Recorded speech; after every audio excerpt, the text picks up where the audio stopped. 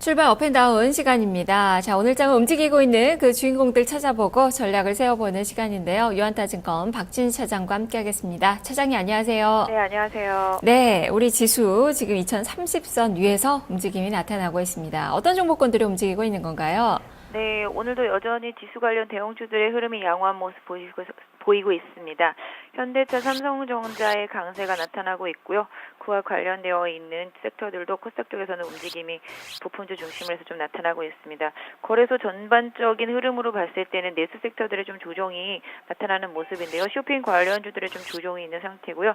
최근에 급등했던 화장품 관련주들도 좀 조정이 나타나고 있는 모습을 보실 수가 있겠습니다. 또 경기 민감주 섹터 쪽에서 화학주 일부 쪽으로 좀 조정이 들어오면서 롯데케미칼이라든지 LG화학에 좀 약세가 두드러지고 있는 모습 보실 수가 있겠습니다.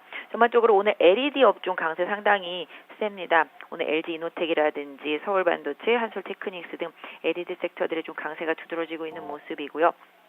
오늘 코스닥의 바이오 섹터들 좀 강한 모습 보여주고 있습니다. 오늘 마크로젠 강세 보여지고 있고요. 지금 메디포스트도 강세 흐름 나타나고 있는 것 같습니다. 오늘 보호예수가 풀리게 되는 제일모직 오늘 좀 하락세가 좀 두드러지는 모습을 보실 수가 있겠고요. 오늘 어제 종가의 매수세가 강하게 들어왔던 삼성 SDS도 소폭의 좀 약세 보여주고 있는 것 같습니다. 자동차 부품 섹터들이 좋습니다. 모비스, 현대, 위아 강한 흐름 보여주고 있는 모습 보실 수가 있겠고요. 전체적으로 거래소 시장에서는 어제와는 조금 상반된 흐름이지만 전체적으로 금융주 섹터들의 상승세는 좀 유지가 되고 있다라는 점도 긍정적인 부분에서 보시는 분들은 좀 보실 필요가 있겠고요. 코스닥 증행에서는 게임주들 어제 상당히 강했었죠. 컴투스를 비롯해서 많이 올랐었던 게임주 쪽으로 해서 매물이 나오면서 컴투스 게임빌 약세 보여주고 있는 모습 보실 수가 있겠고요. 반대로 NC소프트는 좀 반등을 이어가는 모습 보실 수가 있겠습니다. 최근에 하락이 심했던 다음 카카오도 오늘 소폭 반등에 나서고 있는 모습이네요. 자, 이제 상승 종목부터 좀 자세하게 살펴보겠습니다. 먼저 유가증권 시장의 다우기술부터 한번 볼까요? 어제 많이 올랐었고 오늘도 추가적인 상승세가 강하게 펼쳐지고는 있는데 고점대 위로는 좀 많이 밀렸습니다. 윗꼬리가 좀 달리고 있는 그 모양새인데요. 박스권 돌파를 예상을 해볼 수 있는 건지 좀 살펴주시죠. 네, 장 초반에 상당히 급등을 했었는데요. 일단 고점에서는 조금 밀려있는 모습을 보실 수가 있겠습니다. 전반적으로 장 초반 이후에 지금 매물이 좀 증가하는 모습 보실 수가 있겠는데요. 지금 차트로만 놓고 본다라면 전고점에 대한 저항이라고 보실 수가 있겠습니다. 직전 고점 16,500원 부근에 형성되어 있습니다. 올 초부터 계속적으로 돌파가 안 되던 구간이라서 그 구간대에 다시 진입하니까 매물이 강하게 나온 모습이고요. 갭 상승한 만큼 그 부분에 대한 저항을 받고 있습니다. 이 종목 보유하신 분들 오늘 종가상으로 16,000원 이상 돌파된 상태에서 마감이 된다라면은 추가적인 상승 시도를 좀 예상해 볼 수 있겠습니다만은 더 밀려서 음봉이 출현하게 된다라면은 오늘 갭 상승한 부분을 살짝 메울 수도 있다라는 점도 염두를 해두실 필요가 있겠습니다. 그래서 지지선을 한 15,300원에서 400원 부분에다 설정해 보실 수 있겠고요. 방금 말씀드린 16,000원대 돌파 오전장 내로 좀 확인하시면서 대응 전략 짜시면 더 도움이 될 것 같습니다. 네. 자, 그리고 지금 LED 쪽의 움직임을 좀 본다면 상승세가 일제히 나오고 있습니다. 서울 반도체도 오늘 거래 많이 좀 실리면서 한 2% 넘게 오름세가 펼쳐지고 있는데요. 자, 이쪽은 전략 어떻게 세워볼까요? 네, 오늘 환경 관련해서 LED 쪽 흐름들이 상당히 좋은 모습입니다. 그렇게 급락했었던 LG 이노텍 같은 경우 어제 강한 반등 보여주면서 오늘도 상승 시도하고 있는 모습이지만 상승 탄력 좀 둔화되고 있고요. 서울반도체도 역시 상승 탄력 좀 둔화되고 있습니다. 한솔테크닉스도 상당히 급등한 상태에서 일정 부분 좀 매물이 나오고 있는 모습 보실 수가 있겠고요. 오늘 SKC 같은 경우 상당히 좀 급등하는 모습들도 좀 나타나고 있는데요. 일단 지금 시장이 FOMC로 눈이 넘어가 있는 상태지만 결정적으로 FOMC가 지나고 나면 다시 시장의 시선은 실적으로 돌아올 수밖에 없습니다. 오늘 SKC 상승은 실적에 기인한 부분이 많은데요. 서울반도체는 아직까지 좀 실적이 부족한 부분들이 좀 많이 있어서 매물 부담이 좀 있는 상태이기 때문에 매매하시는 분들은 좀 주의하실 필요가 있을 것 같고요. LG이노텍도 지금 LED와 자동차 부품 이쪽 부분들을 다 아우르고 있는 상태인데요. 최근에 바닥권에서의 흐름이 좋았습니다. 올해 실적에 대한 기대감도 상당히 있는 상태이기 때문에 LG이노텍 보유하신 분들이라면 한 11만 원 기준으로 해서 강한 이탈 없다라면 조금 더 유지하실 필요가 있을 것 같습니다. 네, SKC도 같이 좀 말씀해 주셨는데 오늘 많이 오릅니다. 5%대 수익률 나타나고 있는데 이쪽도 전략을 좀 짚어주세요. 네, 오늘 화학주 전반적으로 좀 빠지고 있는 상태지만 SKC 급등한 모습 보실 수가 있겠습니다. 실적이 시장에 있어서 답이라는 부분을 다시 한번 보여주고 있는 모습입니다. 원재료 가격들이 내려가다 보니까 그 인하 효과로 인해서 실적에 대한 기대감이 강하게 주가에 작용을 하고 있는 상태인데요. 역시 SKC 같은 경우도 갭상승한 상태라서 오늘 갭상승한 시초가 31,800원 부근에다가 강한 지지선 설정해 놓고 보유하신 분들은 보실 필요가 있겠는데요. 추가적인 상승 시도가 나와서 지금 33,000원대 강하게 돌파되어야지만 지난번 고점대인 34,000원 이상 갈 수 있는 여력이 생깁니다. 일단 단기적으로는 방금 말씀드렸던 33,000원대 저항 보시겠지만 32,000한 3,400원권 정도의 지지선이 설정되어 있기 때문에 보유하신 분들은 이 가격대를 지지선으로 설정해 놓고 좀 보실 필요가 있겠고요. 장 초반부터 거래가 많다라는 점에 있어서 추가적으로 고점을 돌파하지 못한다라면은 오후장 들어서 매물이 좀 나올 수 있기 때문에 아까 말씀드린 32,300원 부근의 강한 지지력은 계속적으로 좀 확인하시고 대응하시는 전략이 좋을 것 같은데요. 이처럼 좀 실적과 관련되어 있는 종목들 쪽으로 계속적으로 좀 시선을 돌려보시는 게 단기적으로 트레이딩에 있어서도 앞으로의 중기적인 성향의 투자에 있어서도 좀 더 3, 4월, 5월로 넘어갈수록 조금 더 도움이 되지 않을까 싶습니다. 네. 자, 그러면 이제는 하락하는 그 종목을 좀 보도록 하겠습니다. 대표적으로 지금 대형주 중에서 제일모직의 하락세가 상당히 두드러지게 나타나고 있는데요. 최근에 급등락이 좀 심합니다. 어제 5% 넘게 오르더니 오늘 또 3% 넘게 밀리고 있고요. 자, 이 종목 어떻게 봐야 될까요? 어제 제일모직과 SDS 지수를 끌어올리는데 일조했습니다. 일단 제일모직 같은 경우도 지금 아까 말씀드린 대로 보호해수가 풀리면서 그 물량에 대한 우려감 때문에 소폭 좀 약세를 보여주고 있는 모습인데요. 지수가 단기 급등한 부담감에서 일정 부분 SDS와 제일모직 쪽으로 좀 매물이 나오고 있는 것 같습니다. 지금 제일모직 일단 단기적으로 기술적인 부분만 말씀드린다면 152,000원, 152,000원 강하게 이탈하지 않는다라면은 일단은 보유하시는 게 좀 유리할 수 있을 것 같고요. 152,000원 이탈한다라면은 분명히 좀 리스크 관리는 들어가야 되지 않겠나라고 생각을 할 수가 있습니다.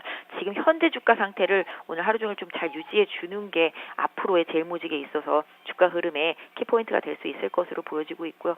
SDS도 같이 봐드린다라면 마찬가지라고 보시면 되겠습니다. SDS도 27만 원 강하게 이탈하지 않는다라면 일단 좀 유지하시는 게 유리할 수 있을 것 같습니다만 단기적으로 강하게 28만 원권 이상 튀어오르는 흐름이 다시 좀 나타나 주어야지만 추가적인 좀 상승 시도가 나타날 수 있다라는 점 염두에 두실 필요가 있겠습니다. 네, 또 유가는 계속 밀리고 있습니다. 지금 엿새째 하락세 지금 43달러 선까지 내려앉고 있는 그 상황인데요.